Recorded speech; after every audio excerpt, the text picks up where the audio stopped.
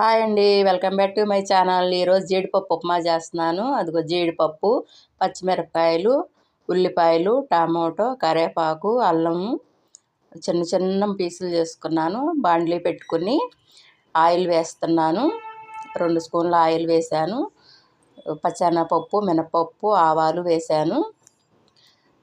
ఇప్పుడు జీడిపప్పు వేస్తున్నాను. జీడిపప్పు లైట్గా వేపుకుని అది పక్కన తీసి పెట్టుకోవాలి. ఎందుకంటే అందులోనే ఉంచితే నీళ్లు వేసినప్పుడు అవి మెత్తబడిపోతాయి. అల్లం వేస్తున్నాను. అల్లం లైట్గా కొంచెం వేగితే నూనెలో ఆ పచ్చి వాసన ఉండదు. ఉల్లిపాయలు, పచ్చిమిరపకాయలు, టమాటో, కరివేపాకు అన్నీ వేసి కొంచెం వేపుకోవాలి. బ్రౌన్ కలర్ వచ్చేదాకా వాటర్ వేసాను. వాటర్ బాగా మరిగినప్పుడు స్పూన్ ఉప్పు వేసేసాను. నేను బాగా మరిగిన వాటరు రవ్వ వేసేస్తున్నాను. మీరు కొంచెం సేమ్యాలు కూడా వేసుకోవచ్చు ముందే, నేను వేయలేదు. ఫైనల్గా అయిపోయింది ఉప్మా. జీడిపప్పు వేసాను. చాలా బాగుంటుంది ఉప్మా. మీరు ఒకసారి టేస్ట్ చేయండి.